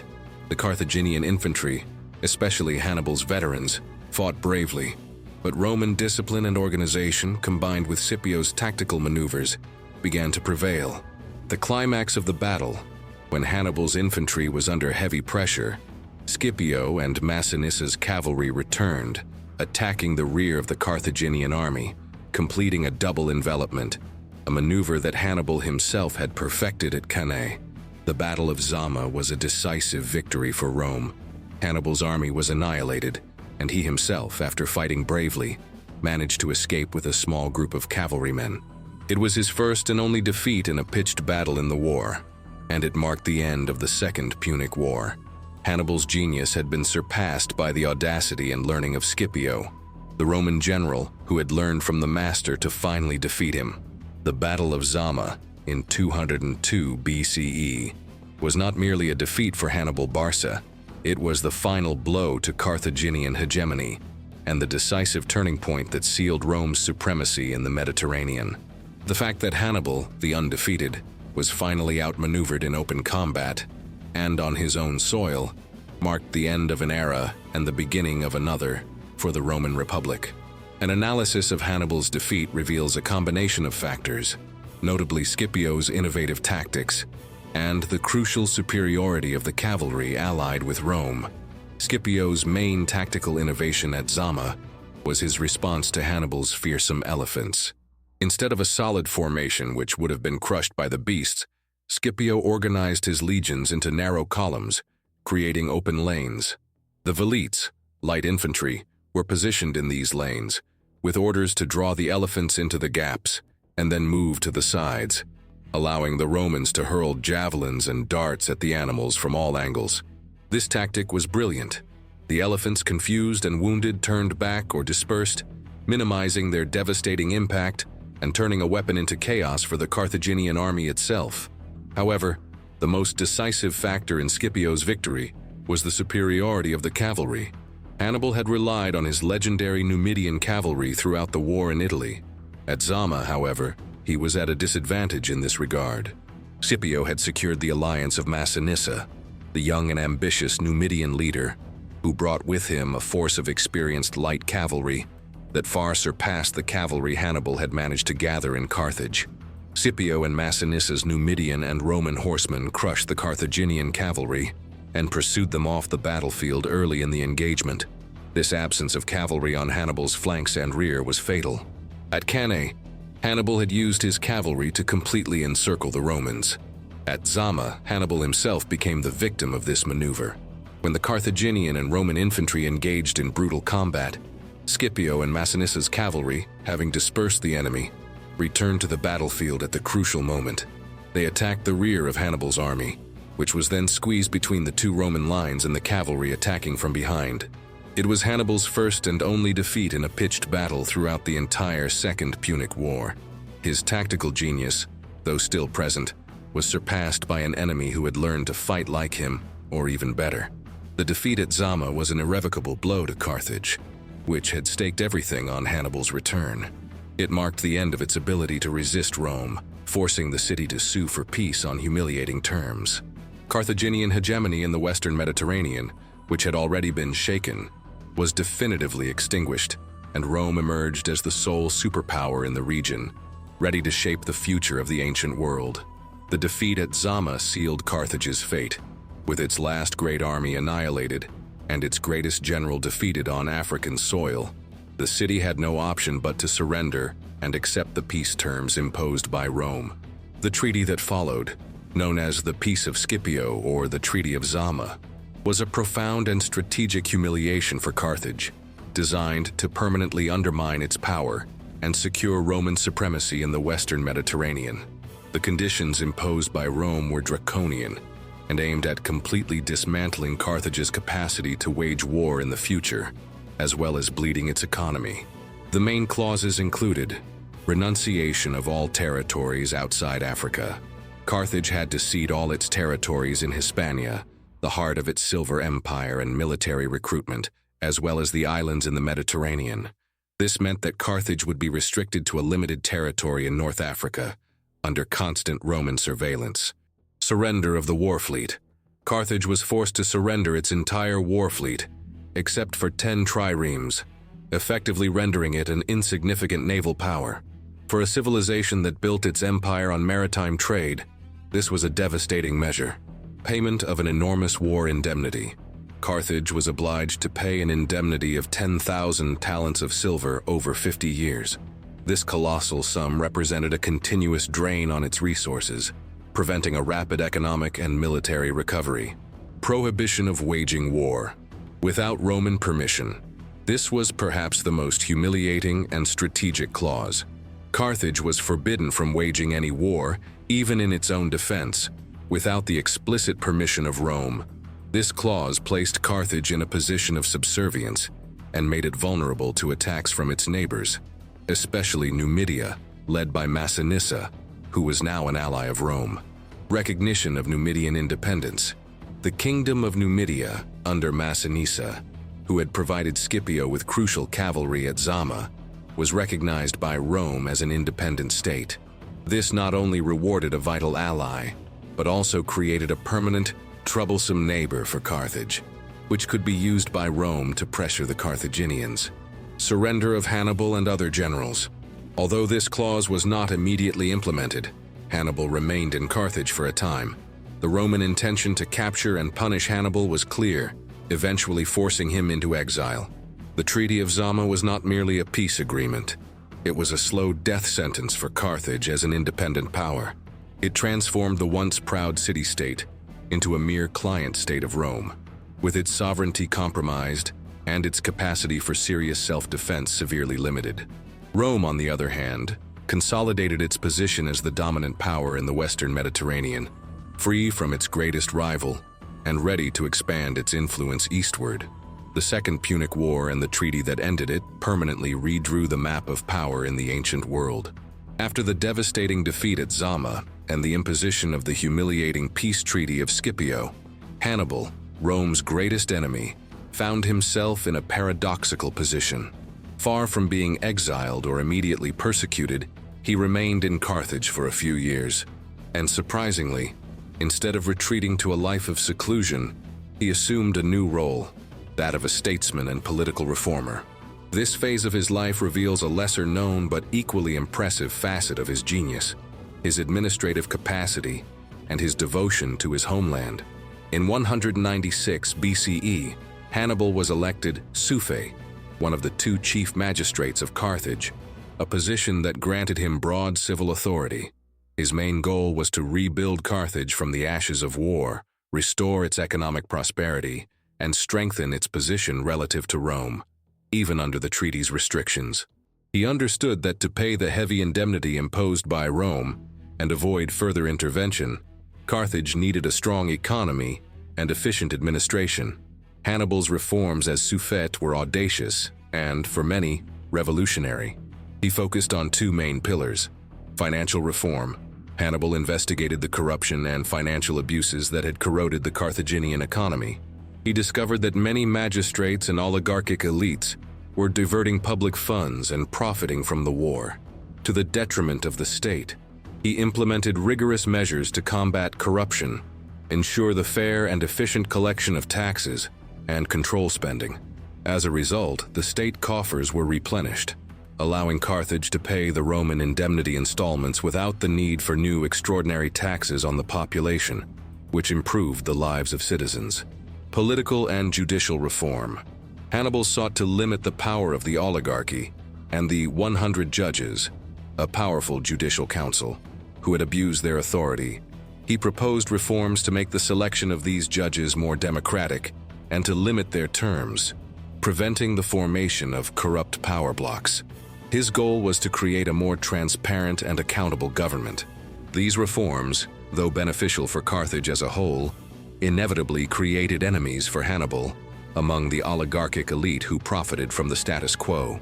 These political enemies, resentful of the loss of their privileges and fearful of Hannibal's growing power, began to conspire against him. They sent emissaries to Rome, accusing Hannibal of plotting a new war against the Republic and seeking alliances with Roman enemies. Despite the shadow of Rome and internal intrigues, Hannibal proved to be as brilliant an administrator as he was a general. He was rebuilding Carthage from the inside out, making it prosperous and resilient once again, which, ironically, would make it a concern for Rome once more. His phase as a statesman is proof of his unwavering dedication to his homeland, even in defeat, and of his long-term vision for Carthage's survival and prosperity. Carthage's resilience under Hannibal's leadership as suffet and its apparent ability to quickly recover from the war deeply alarmed Rome. The anti-Barcid faction in Carthage, resentful of Hannibal's reforms and fearing his growing power, used Roman concern to their advantage. They sent emissaries to Rome, alleging that Hannibal was secretly plotting to start a new war against the Republic, seeking alliances with Eastern powers. Rome, still traumatized by the fear of Hannibal and distrustful of his ability to turn the tide, quickly took action. In 195 BCE, a Roman embassy was sent to Carthage, with the explicit intention of demanding Hannibal's extradition to Rome. The presence of Scipio Africanus in the Roman delegation, though not leading it, was a threatening reminder of what Carthage had faced. Hannibal, aware that his life was in danger and that he could not rely on the protection of a divided Carthaginian Senate, made the painful decision to flee his homeland, beginning a phase of exile and relentless persecution by Rome. His escape marked the beginning of a life as a fugitive, a master of dissimulation and strategy, even outside the battlefields. Hannibal sought refuge in various Hellenistic kingdoms in the east, always with a single objective in mind: to find a monarch powerful enough and with sufficient resources to challenge Rome's growing hegemony. His first stop was at the court of Antiochus III, the Great, king of the Seleucid Empire in Syria. Antiochus was in increasing conflict with Rome, and Hannibal offered his services, military experience, and knowledge of Roman tactics. He tried to convince Antiochus to invade Italy and follow the example of his own campaign, but the Seleucid king, distrustful and poorly advised, did not fully heed Hannibal. He used him more as a military advisor in his own campaign in Greece, which proved to be a fatal mistake. When the war between Rome and Antiochus, the Roman-Syrian War, 192 to 188 BCE, intensified, Hannibal's presence became a nuisance for Antiochus, who feared Roman pressure to surrender him. After Antiochus's defeat at the Battle of Magnesia and the imposition of a peace treaty that included the demand for Hannibal's surrender, the Carthaginian general was forced to flee again. He sought refuge in other courts, including those of Bithynia under King Prusias III. At each stop, Hannibal continued to be a source of irritation for Rome.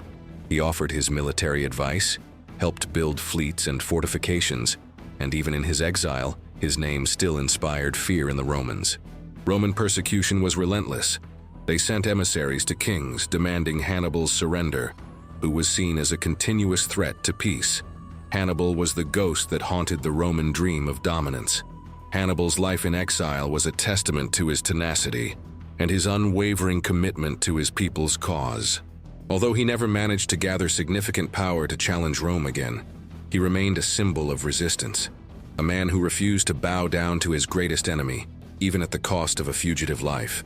The life of Hannibal Barca, an epic of conquests and resilience, came to an end in 183 BCE, on the shores of the Sea of Marmara in Bithynia.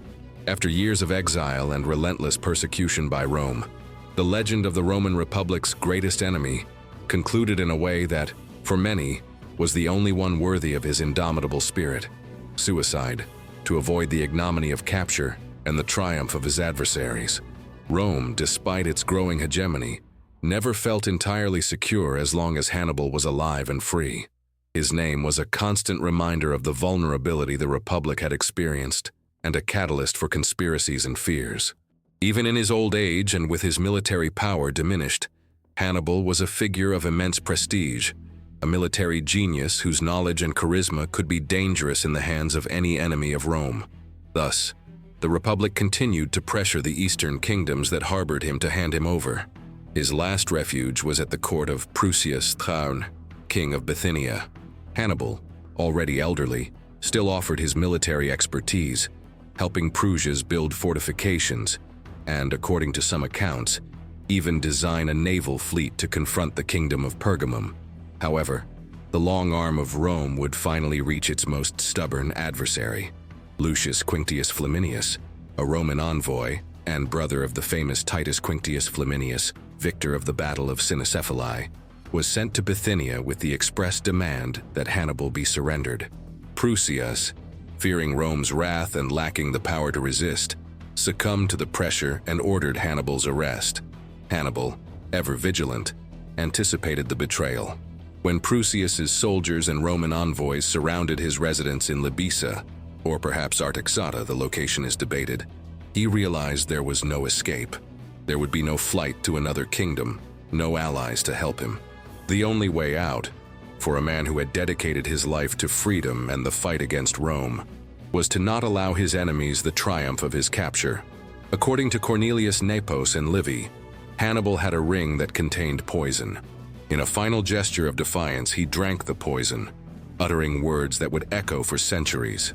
It is believed he said something to the effect of, "Let us relieve the Roman people of their long anxiety, since they think it too long to wait for the death of an old man." Or, according to Livy, "It is time to end this long and tedious war, where Rome seeks the death of an old man, and not peace." His death by his own hand was a final act of autonomy, a refusal to become a trophy for his enemies. News of Hannibal's death was met with relief and celebration in Rome. The nightmare of the fear of Hannibal had finally ended. The legend of Hannibal, the undefeated general on Italian soil, the strategist who defied the impossible and brought Rome to the brink, was cemented by his death. He died not in battle, but as a king, deciding his own end, a testament to his indomitable spirit and his unwavering aversion to Rome until his last breath. The Second Punic War, catalyzed by Hannibal's audacity and fought for nearly 2 decades, was not merely an epic conflict between two great powers. It was the watershed that redefined the political and economic map of the Mediterranean, solidifying Rome's dominance and paving the way for its ascent as an unprecedented empire. The legacy of Hannibal Barca, ironic and profound, was that, in his attempt to destroy Rome, he inadvertently made it stronger and more imperial. With Carthage's defeat at Zama and the imposition of the humiliating peace treaty, Carthage was dismantled as a military and naval power. Its wealth and resources were drained by the indemnity, and its capacity to act independently was severely limited. Although Carthage recovered economically in the following decades, its military strength and political sovereignty were never restored. The Third Punic War, decades later, would merely be the final act in the ultimate destruction of an already dying rival, culminating in Cato the Elder's famous phrase, "Carthago delenda est," Carthage must be destroyed. For Rome, the victory in the Second Punic War was a triumph that elevated it to a position of uncontested supremacy in the Western Mediterranean. Naval and commercial hegemony, the destruction of the Carthaginian fleet and control of the Western Mediterranean trade routes allowed Rome to expand its commerce and influence, making it the dominant naval power. Territorial expansion, the conquest of Hispania, rich in silver and other resources and control of the islands in the Mediterranean, gave Rome an immense economic and strategic base for future expansions. The Republic now effectively dominated all of Italy, with its alliances strengthened and the cities that had defected severely punished. Military development. The war against Hannibal forced Rome to adapt and refine its military tactics. The resilience of its legions, the ability to raise new armies even after devastating defeats, and the emergence of generals like Scipio, who learned from Hannibal, made the Roman army an even more efficient and formidable war machine. The combat experience against such a brilliant enemy forged a generation of unparalleled commanders and soldiers. Consolidation of central power, the fear of Hannibal, and the long war united Roman factions and strengthened the Republic's sense of identity and purpose. The need for strong, centralized leadership to face the crisis contributed to the strengthening of Roman institutions. Economic and social growth. Despite human losses and devastation in Italy, victory over Carthage opened new opportunities for trade and the acquisition of land and slaves, fueling Rome's economic and social growth, although also sowing the seeds of future social tensions. The legacy of Hannibal, the great adversary, was paradoxically that of a catalyst for Roman greatness. He forced Rome to become stronger, more adaptable, and more ruthless. His campaign in Italy, though it did not result in Rome's fall, left an indelible mark on the Roman mind, ensuring that the Republic would never underestimate an enemy again. The figure of Hannibal, the brilliant strategist, was immortalized not only by his victories, but by the transformative impact he had on his greatest rival. The Second Punic War not only ended the Punic rivalry, but was the springboard that propelled Rome to dominance of the ancient world, paving the way for the vast republic, and eventually, for the empire that would rule for centuries. The post-Zama political and economic landscape was one of an ascendant Rome, mistress of the Mediterranean, ready to consolidate its empire.